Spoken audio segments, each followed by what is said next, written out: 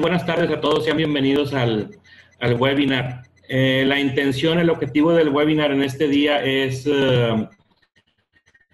introducir una serie de técnicas, una serie de tácticas que se han aprendido. Algunos son de libro de texto, otras son modificaciones del libro de texto. Un buen número de ellas son producto de 25, 30 años de estar funcionando en la industria, en la consultoría, de la revisión de caso tras caso tras caso, de donde se deriva una experiencia en la que puedes ir dilucidando la efectividad de ciertas técnicas y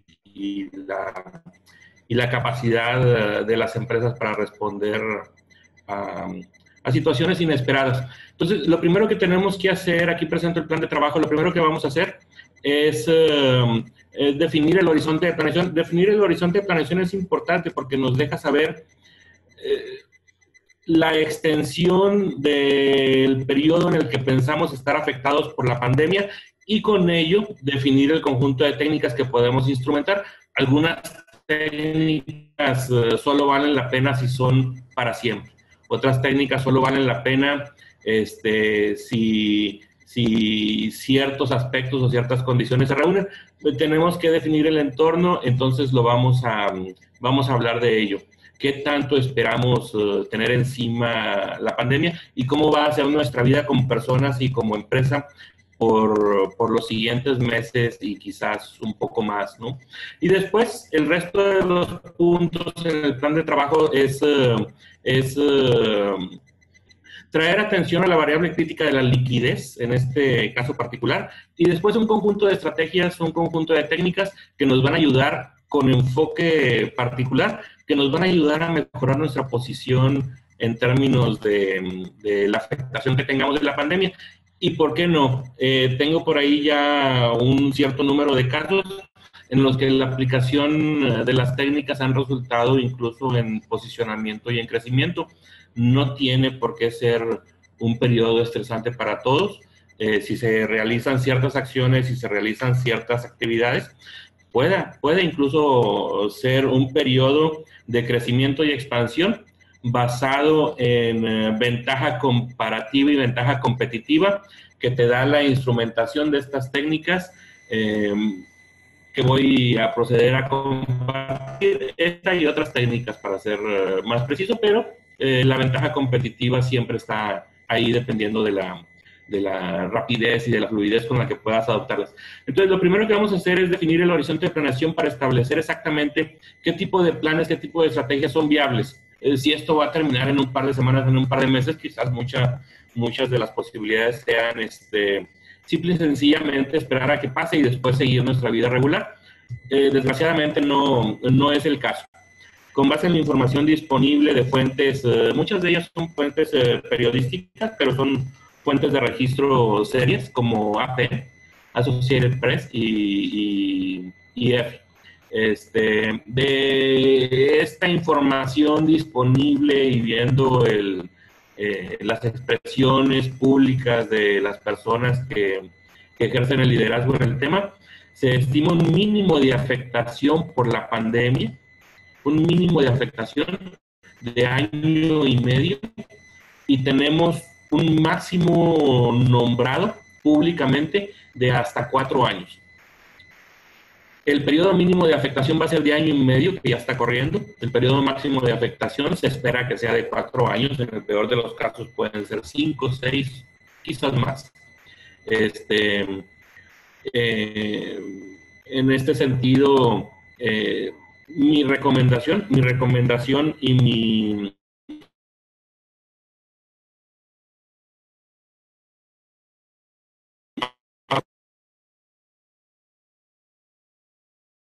rendir y continuar rindiendo un beneficio a las empresas, a las MIPYMES en particular, ¿no?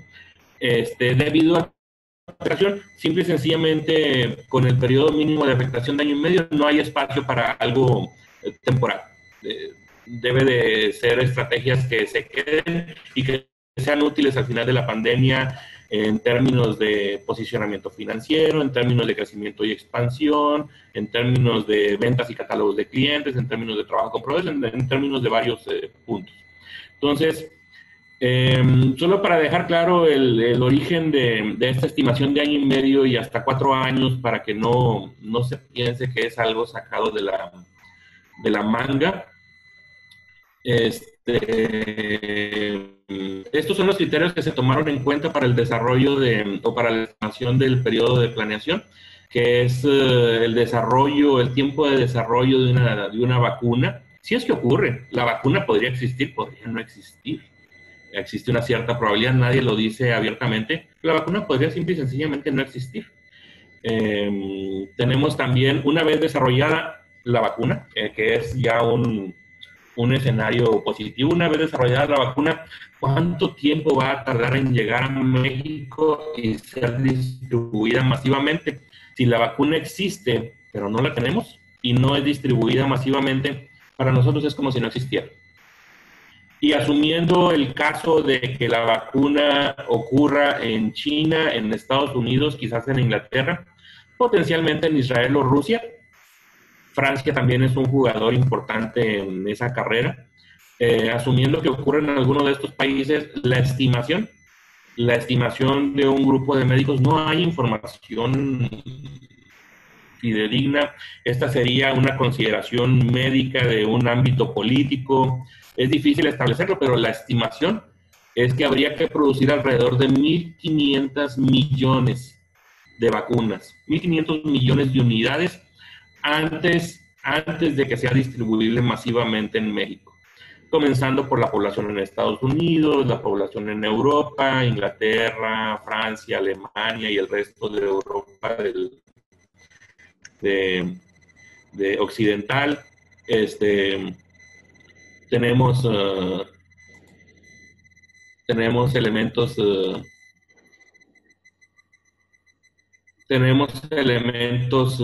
que puedan llevarnos en ese sentido, ¿no?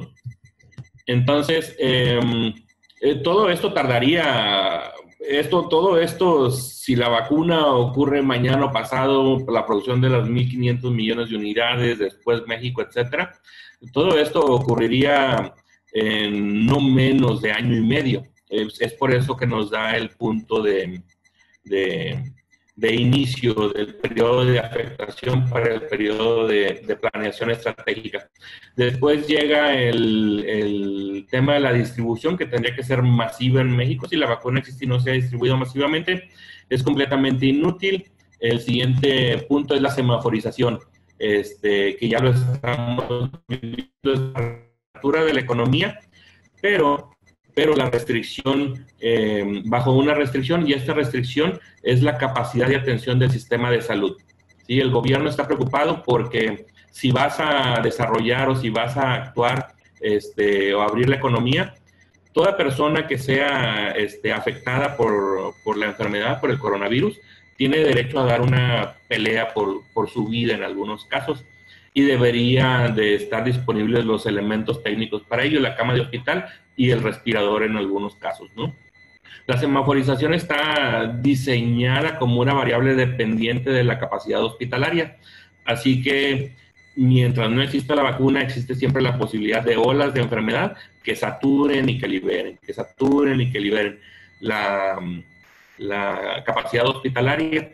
De esa semaforización, el resultado es que la economía arranca, se desacelera, acelera, desacelera. ¿Y cómo vamos a hacer entonces para vivir en ese entorno? Y ese es uno de los temas que vamos a discutir en un par de minutos. Solo por tema interesante, para mayor justificación de la información que acabamos de revisar y para mayor justificación del horizonte de planeación, esta parte tienes que creerla, ciertamente. Si no crees en el horizonte de planeación de mínimo año y medio y máximo de 4 años esperado, optimista, nada de lo que sigue tendría mucho sentido. Entonces, con esa idea en mente, te presento un poco más de información. Estos son comentarios de Jeffrey Sachs, economista de prestigio norteamericano en Columbia University y director de uno de los institutos orientados a la pobreza, con conexiones internacionales, se mueve en las esferas de poder y de influencia. Y él piensa que tener una vacuna en el corto plazo es nada viable y que incluso Incluso si la tuviéramos ya desarrollada, tendríamos que correr todos los estudios para hacerla lo suficientemente segura para ser distribuida a nivel mundial. El punto está en que es poco probable para él que lo tengamos en el corto plazo. El corto plazo generalmente, tomando en cuenta su educación como economista, el corto plazo para los economistas se define como un año o menos. Entonces, es información adicional. El 17 de mayo, a través de la agencia FIAP, Esther Samper, quien ha formado una carrera, es doctora en medicina, me parece es neuróloga, no estoy muy seguro al respecto, pero ha hecho una carrera de servir de puente entre las fuentes médicas y la sociedad en general. Informa a través de sus fuentes y sus datos que hay al menos 120 vacunas en fase de investigación en algunas regiones del mundo. Y hay avances en otras áreas que es, una vez que te enfermaste, ¿qué podemos hacer para que te recuperes? Es el tratamiento con medicamentos específicos y la combinación de hasta 3 medicamentos, ¿no? Y en aparente ventaja para el desarrollo de una vacuna está Estados Unidos, Reino Unido, China, Israel, Rusia y Francia, como mencionábamos. Esta información del 17 de mayo. Para el 23 de mayo, el subsecretario Hugo López-Gatell informa que faltan muchos episodios. La pandemia podría ser larga. Dicho abiertamente, no hay nada escondido. Y podría seguir la enfermedad en el largo plazo circulando entre la población. Y agrega, Guadalajara y Monterrey, sus curvas de enfermedad podrían irse hasta octubre. Esto quiere decir que la expectativa para que la semaforización no afecte a Monterrey en particular, y Guadalajara, por supuesto, es relativamente inexistente. Apenas estamos iniciando junio. Falta mucho por recorrer y el semáforo va a estar actuando. El 24 de mayo, hace un par de semanas, un caso interesante. AstraZeneca informa que los ciudadanos de Gran Bretaña, si se obtiene la vacuna, que ellos esperan obtenerla para otoño, nada seguro, pero es su expectativa, si se obtiene, el primer cargamento sería dirigido a Gran Bretaña por 100 millones de unidades. Esta es una parte interesante porque el gigante farmacéutico es francés. Sin embargo, y Pascal Soriot es francés. Supongo que a sus compatriotas franceses no fue la mejor de las notas informativas, pero así funciona, ¿no? Los británicos ya están en línea para las primeras 100 millones de dosis. ¿Cuándo va a llegar la dosis a México? Va a tardar años. El 20 de mayo, de modo interesante, la Asociación Mexicana de Industrias de Investigación Farmacéutica advierte que la aplicación de la vacuna contra el coronavirus podría tardar hasta 4 años en México, el límite superior de nuestro horizonte de planeación.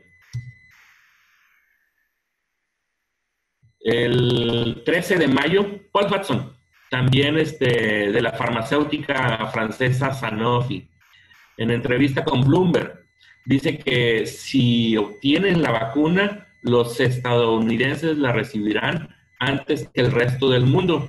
Y la razón es que el gobierno de Estados Unidos tiene derecho a un mayor pedido anticipado porque pagó la investigación, invirtió y asumió el riesgo. Dice que Sanofi se alió con GlaxoSmithKline plc de Inglaterra,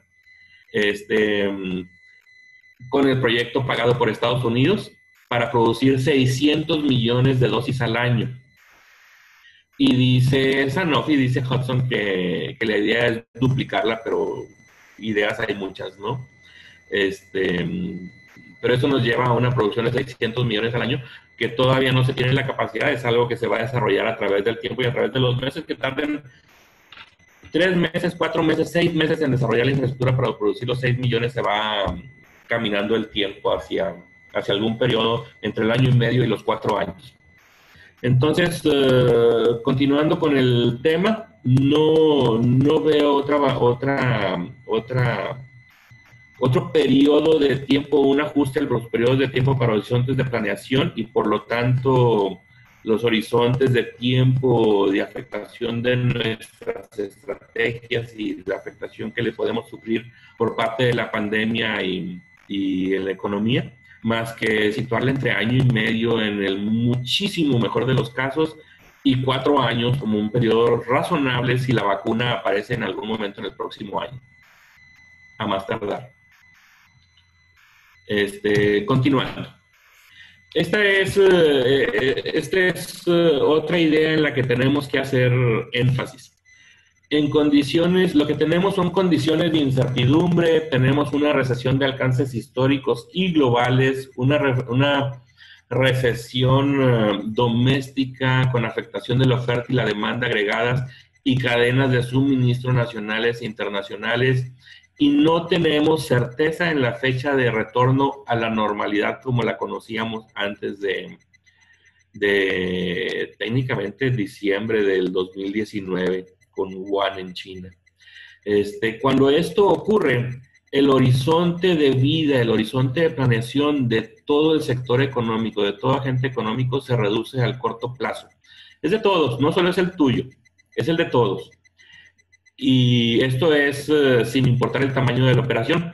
Y en siguiente lugar, cuando el horizonte de planeación se reduce al corto plazo, todo el enfoque es sobre la liquidez. ¿Por qué? Porque para seguir operando tienes compromisos, tienes que pagar nóminas. ¿Qué te voy a platicar yo de compromisos? Tú los conoces bien. Renta, nóminas, luz, proveeduría, procesos de transformación, etcétera. Y todas estas son obligaciones que te tienen que cubrir en el corto plazo. Si vas a sobrevivir, si vas a existir, es porque traes dinero en la bolsa y eso se llama liquidez. ¿Ok? Ya una vez metidos en el detalle del libro de texto, el libro de texto ofrece varios definiciones de liquidez. Una se basa o le llaman recursos convertibles en efectivo, otros le llaman la capacidad que tienes para cubrir tus obligaciones a corto plazo, efectivo. Para nosotros va a ser exactamente eso, efectivo. Entonces, lo que vamos a estar discutiendo son formas de operar, cómo operar y después el enfoque sobre el efectivo. La relevancia sobre la liquidez no quiero dejarla pasar sin ser enfático acerca de ella. La liquidez es una variable que te invito yo a que la dejes de considerar como un producto o un resultado de tu operación. El verdadero tratamiento que yo sugiero y la apreciación que yo sugiero para la liquidez y para el efectivo es uno en el que se convierte o en el que miras al efectivo como un instrumento de trabajo. Un instrumento de trabajo más como lo es tu materia prima, como lo son tus estrategias, etcétera. Y doy algunos ejemplos en donde si sufres de este problema, tu problema es netamente en liquidez. Por ejemplo, en muchas ocasiones se acercan a mí empresarios que dicen, quiero incrementar mi presencia en mercados corporativos, pero la gente de compras de esta empresa que inventé, Cemex, me informa que pagan en 120 días y simple y sencillamente no la aguanto. Tu problema no es que no la aguantes, tu problema es de liquidez. ¿Por qué? Porque si tuvieras el dinero para pagarle a tus trabajadores en los próximos semanas, para cubrir tu renta, etcétera, etcétera, podrías sin ningún problema cerrar negocio con Cemex. ¿Ok? Si la sobrevivencia de la empresa depende de tu acceso a créditos revolventes, porque estabas esperando que te pagaran, el cheque no cayó, etcétera. Bueno, ahorita vengo, tengo que pagar la nómina, voy al banco a retirar del revolvente. Si este es uno de los problemas que tienes, tu problema es de liquidez, ¿sí? Que por cierto, no deberías de una empresa sana, una empresa que trabaja sanamente, no debería de requerir del apoyo de la banca comercial para la operación diaria. Los bancos son padrísimos. Si quieres reponer el equipo, si quieres comprar un lugar para tu propia empresa porque te hartaste de pagar renta, adelante, pero no para la operación diaria. Otra queja común, ventas millonarias, pero sigo conduciendo el mismo auto y viviendo en la misma casa. Este problema es de liquidez y lo vamos a ver en algunos momentos en el futuro. Con la idea de ver el tiempo, de controlar el tiempo, voy a continuar avanzando. Lo primero que hay que hacer la primera estrategia que recomiendo es producir los protocolos de salud, y recomiendo la producción de 3 protocolos, y tienen que escribirse, tienen que quedar por escrito en la forma de manual. Recuerda, vamos para un periodo de afectación de al menos año y medio a potencialmente 4 años.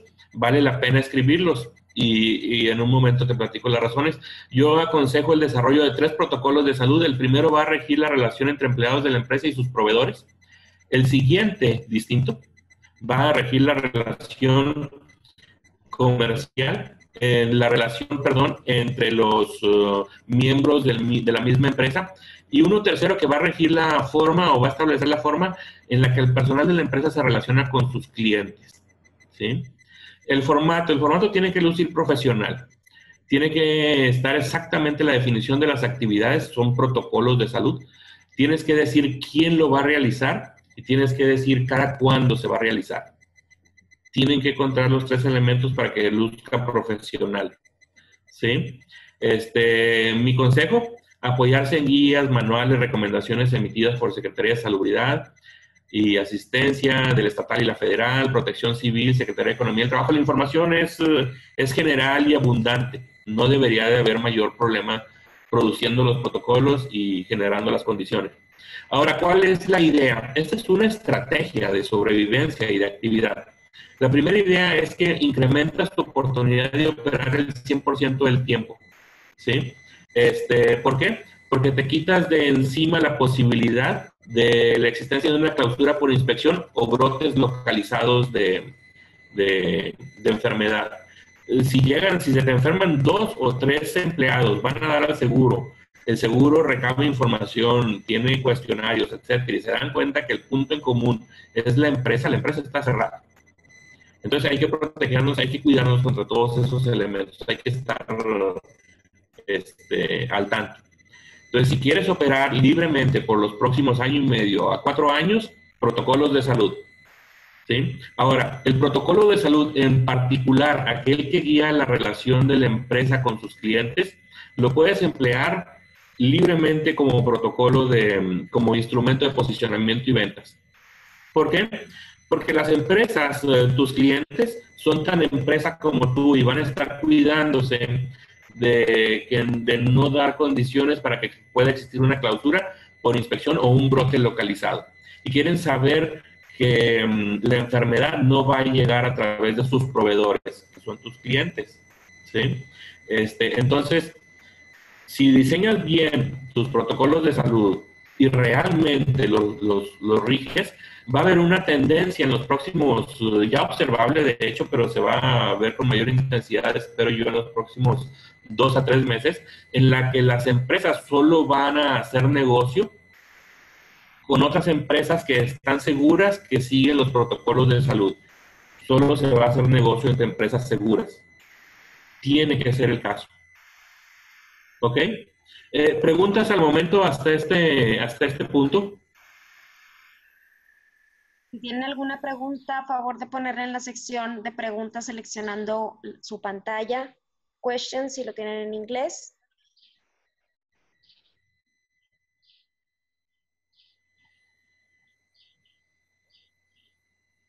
En el resto de la presentación, por favor, si tienen alguna pregunta, pueden ahí apuntarle y le vamos dando seguimiento conforme vamos avanzando. Perfecto.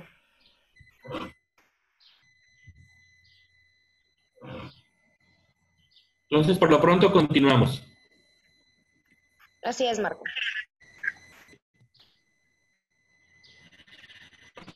Otro punto importante e interesante para asegurar el funcionamiento de la operación durante el 100% del tiempo es empresa esencial. ¿Qué son las actividades esenciales? El gobierno destinó un conjunto de actividades. Hay un paro económico para salvaguardar el tema de la sana distancia y disminuir la capacidad del brote para extenderse a través de la población. El gobierno lo que decretó es un alto a la actividad económica, excepto excepto en aquellas actividades que considera esenciales, que son fundamentales para el funcionamiento de la sociedad y la economía. Lo primero que te invito a que nos demos cuenta es que primero las empresas operando en industria esencial operan el 100% del tiempo. Entonces, ya sea por dos canales, la invitación es a que seas una de ellas o a que seas proveedor de una de ellas o muchas de ellas. Las oportunidades son inmensas. En la rama médica están los paramédicos, el apoyo administrativo, los hospitales requieren un sinfín de proveeduría, servicios privados de emergencia, funerarias, inhumación, servicios de seguridad pública, actividad legislativa, seguridad privada. Dentro de la economía, el sector financiero, bancos, aseguradoras y toda la proveeduría que requieran. Toda la proveeduría me estoy refiriendo hasta las galletas que sirven en sus cafeterías. Agua potable, energéticos, transporte. Si tú logras que una de estas empresas sea tu cliente, le pides una carta en la que especifica que tú eres su proveedor y con esa carta estás autorizado a operar para esta empresa. Entre más cartas tengas de clientes en industria esencial, más fácil justificar el nivel de operación, el nivel de actividad de tu empresa. Y las oportunidades son inmensas. Química, mensajería, productos de limpieza, las ferreterías están autorizadas a trabajar el 100% del tiempo. Trabajar el 100% del tiempo lo estamos persiguiendo para que ya no te preocupes por el semáforo. Telecomunicaciones, logística, etcétera. Más actividades esenciales. Infraestructura crítica. Hay un subgrupo de actividades que se les llama las nuevas esenciales. Se acaban de agregar recientemente para iniciar ahora el 1 de junio. Y estas son la construcción con toda su proveeduría, la minería con toda su proveeduría, la fabricación de equipo de transporte con toda proveeduría, la aeroespacial con toda proveeduría y, por supuesto, la producción de cerveza con toda su proveeduría. Todos están autorizados a trabajar el 100% del tiempo. Entonces, la estrategia es vincular la operación a empresas con actividad en industrias esenciales. Esto habilita el trabajo el 100% del tiempo y la hace independiente del semáforo. Y, por supuesto, la indicación general es diversifica para que tengas muchas cartas de que eres proveedor, en el caso de que no lo seas, de alguna de estas empresas. Es más fácil justificar el nivel de operación si tienes 4, 5 o 10 cartas que si tienes solo una, ¿sí? Si llega el inspector y te pregunta por qué estás abierto, es más fácil que se convenza si tienes 10 cartas a si tienes solo una. ¿Ok? ¿Preguntas al respecto?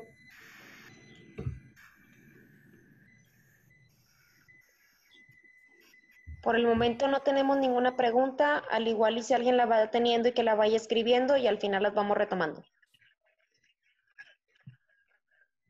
Perfecto. Ahora vamos a estudiar un tema con mucha relevancia, mucho impacto en tus niveles financieros, tus niveles de flujo de efectivo. La estrategia general, analices la relación con proveedores. Esta es la forma en la que a mí me gusta que se profesionalice la relación con proveedores. Es la designación de una persona en particular que lleve a cargo toda negociación con todo proveedor del plazo del crédito, el monto de crédito, precio y la diversificación de catálogo de proveedores. Son 4 dimensiones en las que se trabaja con proveedores. La misma persona debería de controlar las 4 dimensiones con todo proveedor, dependiendo, por supuesto, de la magnitud y del nivel de la empresa, ¿no? Pero es la sugerencia general, porque mucho de la negociación se sustenta con información histórica y eso es muchísimo más fácil de controlar y de manejar si la misma persona lo lleva a cabo. Oye, Antonio, que trabaja en alguna empresa y es tu proveedor. Oye, Antonio, hace 6 meses que no me incrementas el plazo de crédito y nuestro nivel de ventas se ha incrementado, bla, bla, bla. Hay que mantener la relación funcionando, ¿no? Es también muchísimo más fácil si Antonio reconoce siempre a la misma persona detrás del teléfono, ¿sí? Que sea la misma persona. Obtener cosas de los proveedores es muchísimo más fácil si se construye una relación personal, así se mantiene una relación de oficina profesional. Es muchísimo más fácil decirte no si construyes una relación profesional a si llevas una relación personal. ¿Ok? Entonces se construye en 4 dimensiones: plazo de crédito, el monto del crédito, precio y diversificación de catálogo de proveedores. Es súper importante establecer comunicación continua entre el responsable de proveeduría, el responsable de compras y la dispersión a proveedores. Muchas veces el responsable de proveeduría obtiene ventajas que no se transmiten a compras y no se hacen efectivas por falta de comunicación. Es súper importante establecer este punto. Vamos a ver cómo funciona el tema. La relación con proveedores. Tengo tres escenarios. En el primero, el proveedor no otorga plazo de crédito. La dispersión es inmediata porque está saliendo el dinero de tu bolsillo. Y supongamos que tomas el material, lo procesas y tardas 30 días en venderlo. Entonces, la recuperación ocurre en general en 30 días. Lo que observamos aquí es un detrimento observable en los niveles de liquidez, porque el dinero salió de tu bolsillo y tarda 30 días en reponerlo, al menos en su totalidad. Y lo que resulta, la conclusión es que la empresa financia su operación y su crecimiento. No es un buen trato. ¿Por qué el empresario está triste y lo dibuja aquí en esa fotografía del empresario triste? La respuesta es sencilla.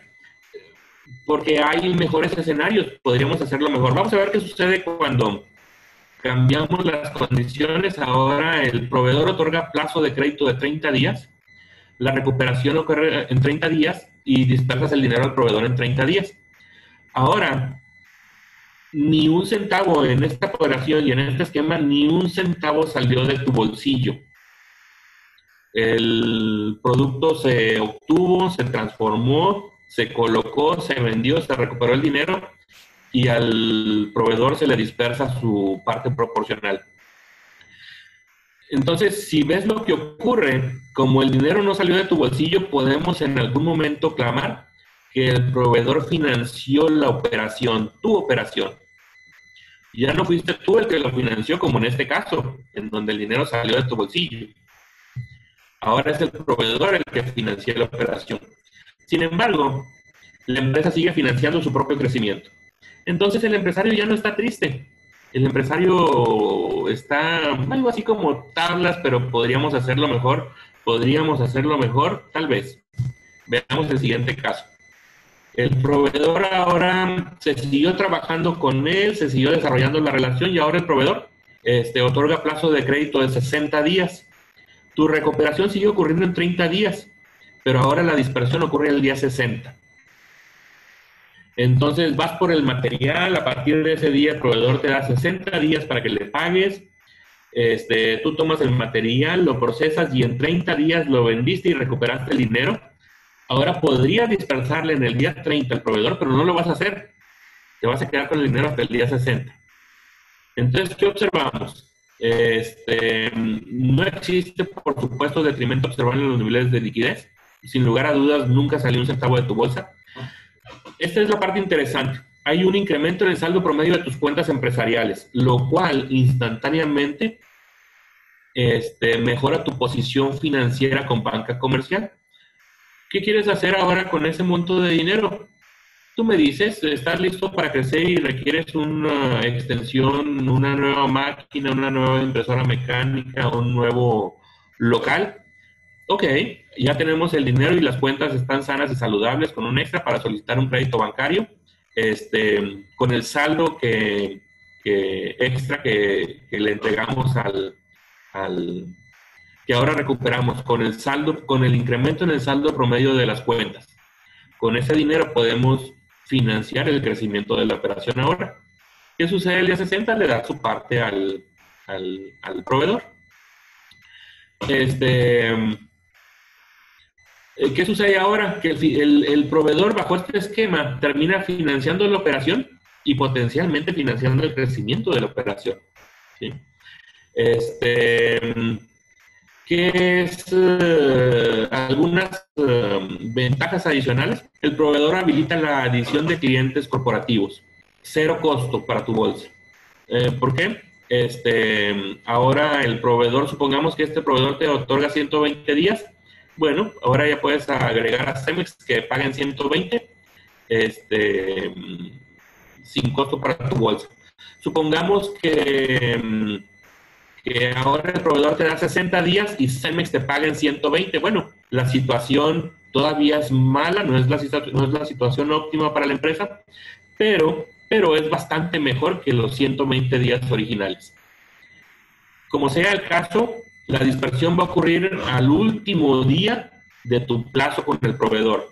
Y para ello recuerda, requieres estrategia fiscal, porque si vas a guardar el dinero en la cuenta empresarial por 60 días, si no lo realizas con estrategia fiscal, eh, puede hacer que incurras en un doble pago al SAT. Simple y sencillamente porque guardaste el dinero en la cuenta.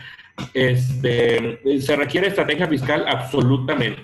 Absolutamente requieres estrategia fiscal para poder mantener el saldo y hacer uso de la estrategia. Tristemente, una de las recomendaciones que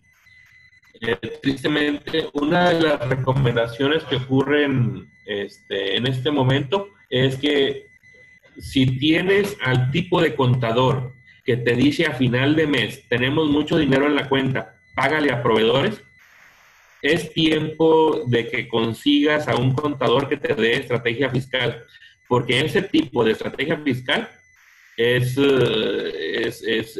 muy amateur. Se requiere algo más sofisticado, sobre todo si los montos que manejas ya son más considerables, ¿no? Ahora, al trabajo con proveedores le podemos sumar una estrategia adicional, que es el trabajo con tarjetas de crédito. Lo que se recomienda en ciertos casos para prolongar el plazo es en algún momento, si tienes tarjetas de crédito empresariales y las tienes libres, si están con espacio, se les puede dar un uso estratégico. Al día 60, que es día de pagarle al proveedor, págale con la tarjeta de crédito. Y si es preferiblemente en los primeros 10 días del plazo normal, del periodo del ciclo normal de la tarjeta, tanto mejor, porque ocupas la tarjeta de crédito durante los primeros 10 días, durante los siguientes 20 días la guardas y después, al cierre del ciclo, el banco te otorga otros 20 días adicionales para pagar, para cubrir el monto. Esos son 40 días a cero costo. Esos son 40 días adicionales. Entonces tenemos al proveedor que te da 60 días y conseguimos con las tarjetas de crédito un plazo adicional de 40 días. Son un chorro de días. Pero requiere planeación y estrategia. ¿Sí? Y mucho cuidado con no ir a perder las fechas y los días de pago de las tarjetas de crédito. ¿Qué sucede ahora? Ahora el proveedor y la banca comercial financian a la operación y potencialmente puedan financiar el crecimiento de la empresa con el incremento adicional observado en el saldo de las cuentas, en el saldo promedio de las cuentas comerciales. ¿Preguntas hasta este momento? Hay una pregunta, Marco, de Carlos González. Pregunta, ¿saben si los inspectores deben traer un oficio para hacer la inspección o pueden llegar a hacerla al azar? Los inspectores, es buena pregunta, no tengo idea, no tengo idea. Sé hasta donde reconozco que traen documentos ya llenos que firma el responsable de la operación, como si se hubiesen impreso en las oficinas. Pero no puedo asegurar la validez de tales documentos.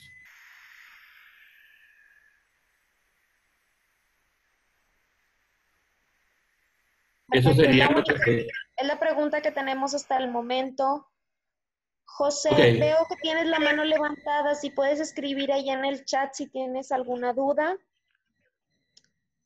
Pregunta Ángel Rebolledo, comentó que el contador tradicional que dice que se pague a proveedores al final del mes, paga aprovechar la caja, perdón, es amateur.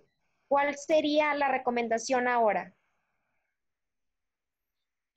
La recomendación es interesante. El mundo fiscal avanzó hacia despachos que tienen que ser muy, muy profesionales. Definitivamente mucha de la estrategia fiscal anterior, desgraciadamente, residía en tiempos hasta recientes, en trabajar con empresas fantasma para hacer los retiros de utilidades, etcétera. La recomendación, la instrucción es absolutamente bajo ninguna circunstancia se trabaja con operaciones, con empresas fantasma. Absolutamente nunca. No se hace. Hay estrategia fiscal fincada en ciertos despachos en el que se trabaja con empresas esta operación es real y se crean también ciertos esquemas entre empresas. Es necesario trabajar ahí potencialmente con un cierto número de sociedades anónimas y demás. Las estrategias son ciertamente más complejas. Es lo que puedo decir en canales abiertos y discutir de modo abierto. Las estrategias son sofisticadas, ciertamente, pero lo que sí se recomienda es absolutamente, absolutamente alejarte de trabajar con empresas fantasma, porque en los viejos tiempos, en los muy viejos tiempos, trabajar con empresas fantasma y hacer retiros de esa índole solía ser una falta administrativa que se arreglaba directamente con la oficina fiscal. Después, llegaron tiempos en los que se movía mucho dinero de dudosa procedencia y entonces el tema de las empresas fantasma avanzó hacia uno en el que de repente apareció siendo un tema de delincuencia organizada con seguimiento penal. Ya no es fiscal seguimiento administrativo, ahora es penal ahora es el seguimiento penal y la falta es penal igual, ¿no? Entonces, absolutamente ninguna estrategia, absolutamente de ningún modo trabajar con empresas fantasmas, se requiere un despacho especializado que realmente otorgue estrategia fiscal. De un modo tan sofisticado que no podría discutir en estos tiempos. Adelante, Mirna.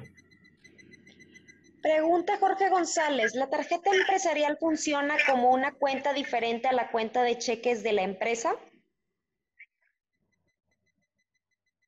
Si es de crédito, son independientes, sí.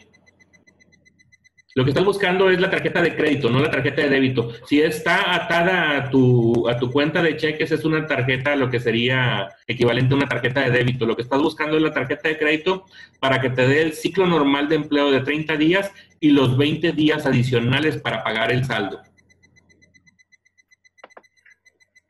Perfecto, son las únicas preguntas que tenemos por el momento, Marco. Ok, continuamos entonces.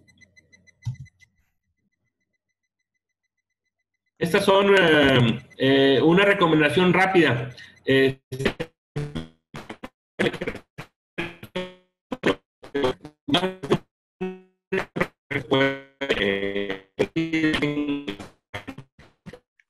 un patrón de crecimiento, estoy seguro sin ningún problema, pero si eso ocurre, ¿qué sucede si la liquidez se convierte en el limitante para el crecimiento?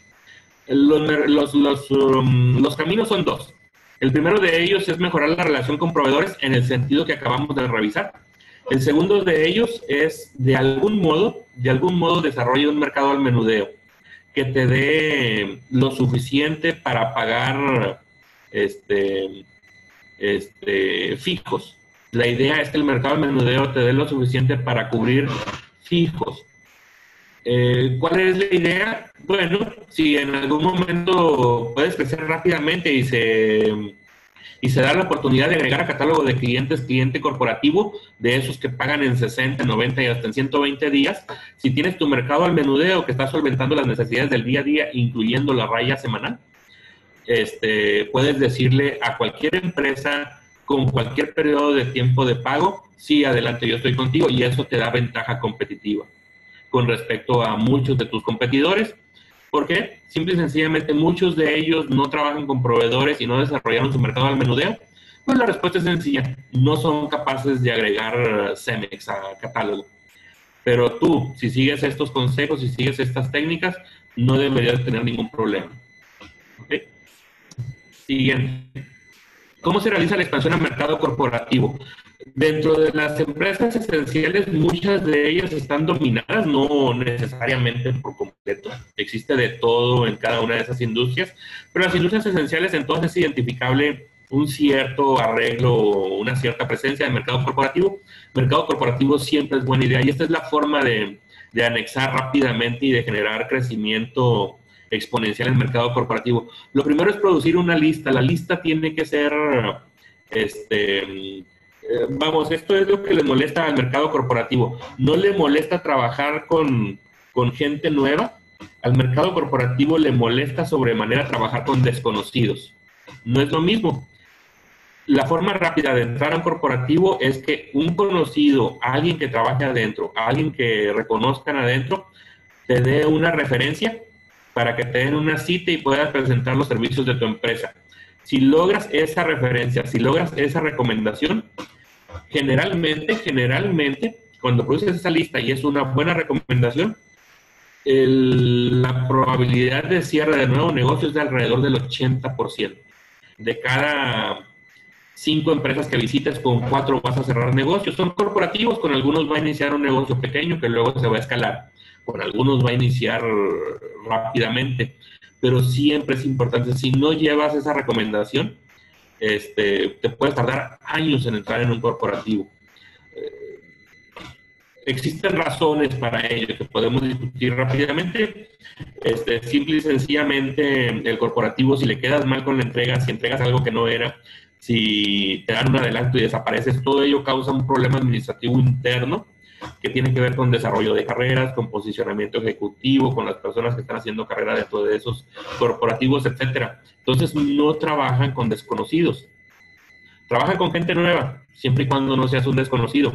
Y eso se cura con la recomendación. Lleva un CRM simple como herramienta de control. La lista, si la realizas bien, se vale de todo. Se valen compadres, tíos, primos, sobrinos, amigos, excompañeros de trabajo, excompañeros de la escuela.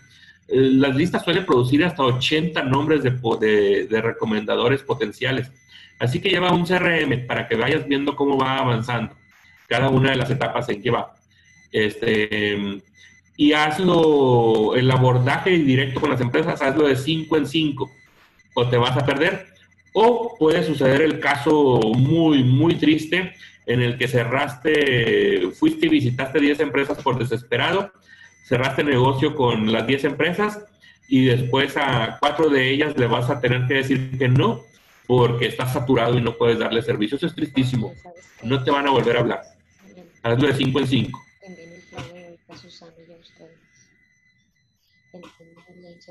Ok, siguiente punto. Déjame envío correo ahorita. Por cierto, en este tema, si lo tratas bien, si lo llevas correctamente, si das buen servicio al cliente y el producto es bueno y tus tiempos de entrega son los correctos, se generan condiciones de crecimiento exponencial. Trata de generarlo. Cada una de las empresas de las que entras tiene 3 o 4 nombres, la persona con la que tratas tiene 3 o 4 nombres en los que te podrías referenciar. Entonces, la idea es trabajar para ellos 1 mes, 2 meses, 6 semanas, 8 semanas y después solicitarles una referencia. Cada vez que haces esto, generas condiciones de crecimiento exponencial. A la tercera vuelta, vas a tener potencial para agregar 12 clientes, 16 clientes, 18 clientes en cada iteración. Entonces, ten cuidado. El tema es despacio, pero es muy es absolutamente viable. Lo he visto trabajar en múltiples ocasiones. Renegociación de pasivos financieros, finalmente. El objetivo es minimizar el monto de la obligación mensual. Si tienes deudas con el banco que te quitan el sueño, cuya obligación mensual es considerable, quisieras desaparecerlos, etcétera, la primera idea, la primera intención es renegociar. Las tasas de interés en este momento son las más bajas observables en muchos años, décadas, quizás sin antecedente histórico. Es tiempo de renegociar todo pasivo financiero que tengas por ahí. Y la idea es esta: pon a trabajar a las indicaciones básicas son dos. La primera de ellas, lo que quieres reducir, tu objetivo es reducir, minimizar la obligación mensual. Así que no te fijes en la tasa de interés, lo que tienes que hacer es solicitar el máximo plazo. Cuando solicitas el máximo plazo, la tasa de interés sube, pero no te interesa la tasa de interés. Solo cuida que te den el máximo plazo y conserva el derecho de hacer depósitos a capital. Cuando logras eso, puedes entonces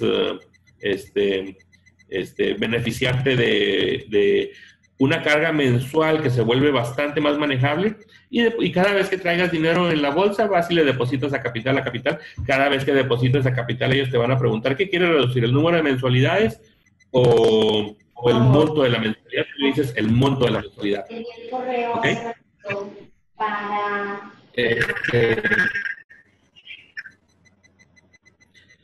Después de eso, lo que sigue es, antes de la negociación, pon a competir a tus bancos. Abre cuentas comerciales con al menos 2 bancos para que el ejecutivo que te esté atendiendo vea que en Banamex, vea que puedes ir a Santander y obtener un mejor trato.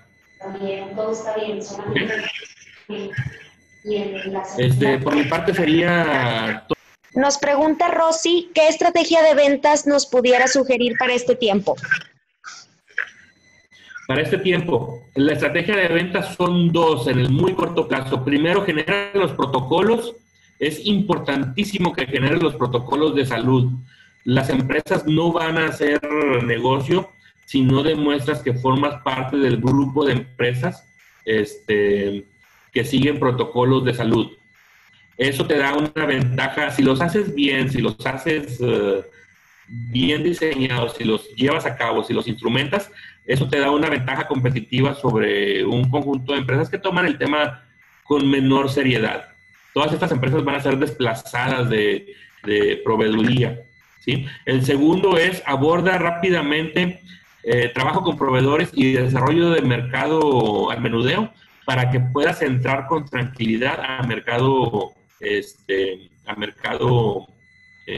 corporativo. Dentro de las industrias esenciales, los mercados corporativos traen muchísimo dinero, están creciendo. En el primer trimestre del año se rompió récord de recaudación a nivel federal. Estas empresas como Lala traen unas cantidades de dinero impresionantes y están creciendo como nunca.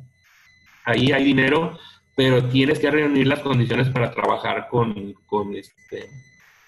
mercado corporativo. Tienes que convencer a tus proveedores de trabajar contigo y tienes que encontrar una fuente de dinero líquido.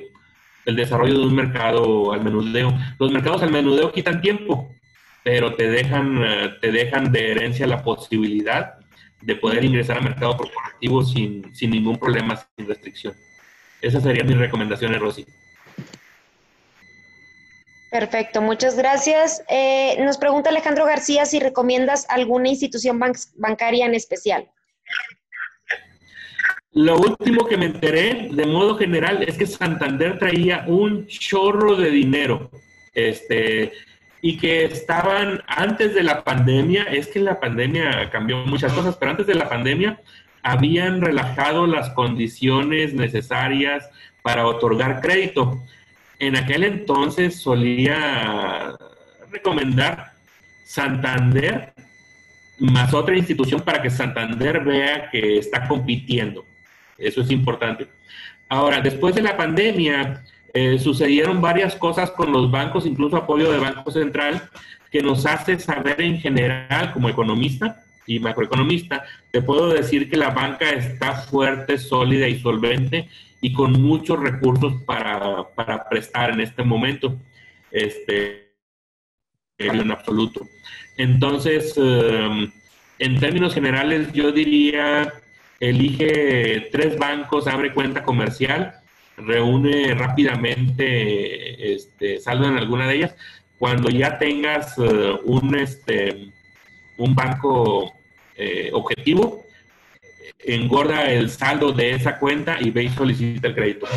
Pero tienes que dejar pasar al menos 6, 8 semanas para que a través de tu reporte de crédito o del empresarial, el banco pueda ver que tienes relación comercial con al menos otro banco, para que ellos sientan que están compitiendo por tu negocio. Pero hasta antes de la pandemia, Santander traía un chorro de dinero y había relajado las condiciones. No lo puedo asegurar ahora. No ha habido mucho espacio para poder averiguar más al respecto. Sería todo lo que podría comentar en este momento acerca de eso. Adelante, Mirna. Perfecto. Otra pregunta. ¿Qué nuevos mercados o productos recomiendas vender en este tiempo? Nuevos mercados y productos. Todo lo que se le ofrezca en el corto plazo y rápidamente, todo lo que se le pueda ofrecer de proveeduría a las empresas esenciales. Todo lo que se le pueda ofrecer de proveeduría a las empresas esenciales, adelante, porque te da autorización para trabajar el 100% del tiempo. Y esto puede durar hasta 4 años. Una segunda visión que se menciona mucho es que de todo esto lo que va a resultar va a ser una inclinación a hacer más internet y menos trabajo de oficina y menos trabajo de planta. Es cierto, pero aún esos trabajos necesitan semáforo en verde para poder moverse. Lo que puedas dentro de esa gama, dentro de ese tenor, lo que pueda moverse por internet, sí creo que pueda resultar como una inversión razonable en riesgo. Pero ante todo, esta es la recomendación. No te guíes por el producto, guíate por tus capacidades, tus conexiones, toda la estructura que forma tu persona y pregúntate a ti misma, ¿qué es lo que puedo vender? Esa es una pregunta básica. Lo que puedas vender lleva preferencia sobre aquello que tu intuición te dice que estaría en demanda en el mercado. La intuición, por ejemplo, nos dice que el ser humano no puede vivir más que un par de horas sin agua. Voy a vender agua, debe ser el negociazo de nuestra vida. Y cuando sales a vender agua, agua embotellada es un mercado tan competido, tan difícil. Entonces, lo que la intuición dice no necesariamente resulta en buenas ventas, ¿sí? Mi recomendación es, ¿puedes vender agua embotellada? Solo pregúntame cuántas unidades puedes vender. No, pues fíjate que tengo esta conexión que me da entrada en estos 2, 3 corporativos y podría vender 5,000 unidades. Ok, adelante, por supuesto. Entonces, la pregunta es, primero, ¿qué puedes vender? Antes de preguntarte qué se le ofrece al resto del mercado. La segunda es, por supuesto, las áreas de oportunidades. Todo lo que se está moviendo en Internet es bien recibido y todo lo que se le ofrezca a las empresas en la industria esencial es absolutamente bien recibido, en particular porque pueden operar el 100% del tiempo. Adelante, Mirna. Perfecto. Pregunta Mari Bustillos. ¿Alguna estrategia para el ramo educativo? Somos un colegio particular. Estar preparados para trabajar en línea. Hay muchos avances, antes de la pandemia existía toda una industria construida a través de dar capacitación a empresas. Llegaban estos grupos jóvenes, innovadores, desarrollaban sistemas a distancia, y capacitaban operadores y estas empresas tienen una muy buena experiencia en ese tema. Mi recomendación sería que dado que el semáforo, lo primero que hace el semáforo, luego en amarillo, es proteger a las poblaciones vulnerables. Mi recomendación para todos aquellos en la escuela es estar siempre preparados para trabajar en línea. Y una forma de solventar fácil la situación es formar sociedad con una de estas empresas que forman capacitación para empresas de tipo industrial. Tienen los software, tienen la capacidad de conexión, tienen muchas cosas. Sería cosa de verlo en términos de asociación estratégica, ¿no? Adelante, Mirna. Perfecto. También nos están preguntando, Tomás Ortiz dice, hay rumores de que el dólar puede colapsar. Si ocurre esto, ¿qué pasaría? Bueno, un dólar más barato,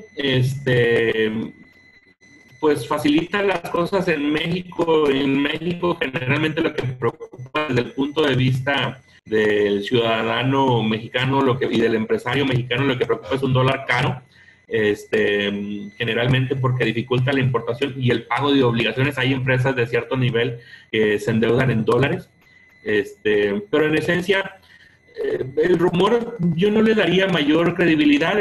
Se está ajustando a precios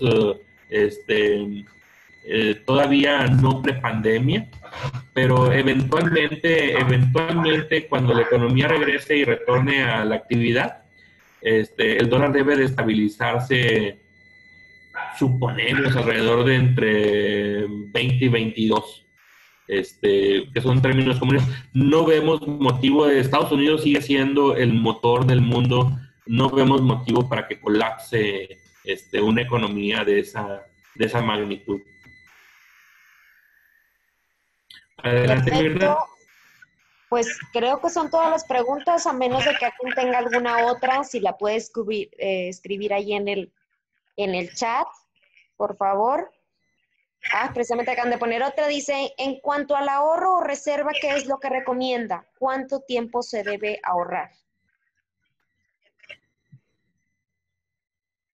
En cuanto al ahorro o reserva, en estos tiempos con incertidumbre, ahorra todo lo posible.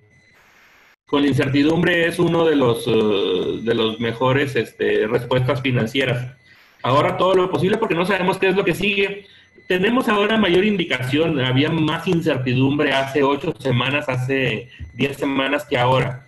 Ahora empieza a verse reactivación. A veces la reactivación falla, hay un poco más de retroceso, pero estamos aprendiendo y se va conjuntando la experiencia. Mientras se siga observando incertidumbre en qué operaciones entran, cuándo entran, cuánto va a durar la apertura, vamos a estar semaforizados, el dólar está variando, el tipo de cambio en ese mismo sentido se ve volátil.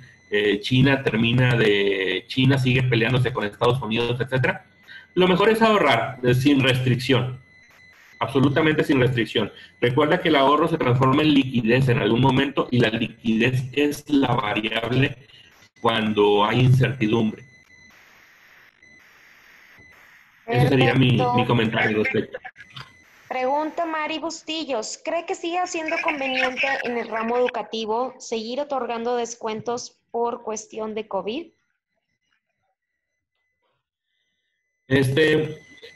La respuesta es, Mari, que depende de ti. En economía hay una cosa que le llamamos discriminación de precios. Depende de qué tanto sabes de tus clientes. Si tus clientes viven, trabajan, si los papás de tus niños viven y trabajan en empresas esenciales, traen un chorro de trabajo y la vida no les cambió. Si los niños son o pertenecen a un tipo de industria, o sus papás tienen actividad en otro tipo de industrias, es probable que lo resientan. La respuesta es ¿qué tanto depende? Si tienes suficiente información para saber si la vida les cambió, entonces sí se recomienda, por supuesto. Si tienes suficiente información para saber si la vida les cambió para bien, que hay a quien le ocurrió. Este, digo, en el sentido, por ejemplo, del CEO de Amazon, ¿no? Pero si la vida les cambió para bien, puedes hasta subirles el precio. La respuesta es que, en general, si no sabemos cómo les fue, puedes empezar corriendo experimentos. Haz reducciones y luego haz ofertas y luego ve cómo se comporta la matrícula. Puedes incluso realizar un ejercicio interesante. Abre el periodo de matrícula tiempo antes de lo usual. Si el periodo de matrícula se abría y duraba 3 semanas, que ahora dure 6 semanas. Y abres la puerta y esperas en la oficina a ver quién se presenta. Si llega la gente a abogar o ves una cierta magnitud de personas a abogar por un precio más mesurado, entonces puedes otorgar descuentos bajo el concepto de discriminación de precios.